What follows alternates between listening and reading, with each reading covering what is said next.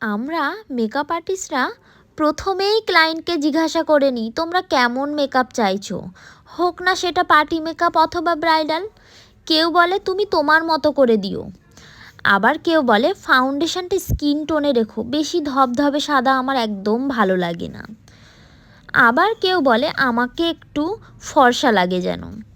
কেউ বলে ব্লাশার একদম ভালো লাগে না, না দেওয়ার মতো করেই দিও। আবার কেউ বলে আমার ব্লাশার হাইলাইটার খুব ভালো লাগে। কেউ বলে আই মেকআপ লিপ কালারটা একদম নিউড করেই দিও।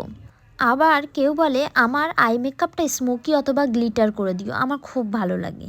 সাথে যদি লিপস্টিকের কালারটা যদি ডিপ রেড অথবা পিঙ্ক হয়। কেউ বলে আমার মুখটা এমনিতেই সরু, বেশি কন্ট্রোলিং করো না। আবার কেউ বলে আমার নাক মুখ জয়ার লাইনটা একটু খুব ভালো করে কন্ট্রোলিং করে দিও, যাতে আমাকে যেন একটু সুন্দর লাগে দেখতে, মুখটা যেন একটু স্লিম লাগে। তো আমরা আর্টিস্টরা ক্লায়েন্টের কথা মাথায় রেখে তাদেরকে সাজাই, এই না যে আমাদের ইচ্ছেটাই তাদের ঘাড়ে চাপিয়ে দিই। তো আমাদের বিভিন্ন ক্লায়েন্ট বিভিন্ন রিকোয়ারমেন্ট তাদের থেকে থাকে, তো সেই অনুযায়ী আমরা তাদেরকে সাজাই।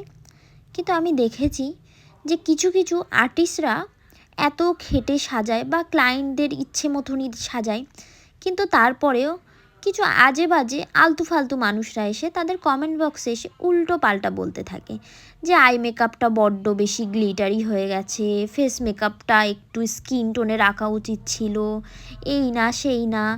তো তোমাদের যদি সেটা ইচ্ছা থাকে তো তোমাদের বিয়ের সময় বা তোমরা যখন পার্টি মেকআপ করবে তখন সেই ইচ্ছের কথাটা জানিও। তোমাদের কমেন্ট বক্সে এসে ফালতু এই মেসেজগুলো কেই বা তোমাদের করতে বললো, বা তোমাদের কাছে কেউ শুনতে চেয়েছে যে তোমাদের কি পছন্দ। আমরা আমাদের ক্লায়েন্টকে তাদের ইচ্ছে মতো করে সাজাই, তো তারা খুশি থাকলে আমরা খুশি। আমার ভিডিওটা কেমন হয়েছে অবশ্যই জানিও।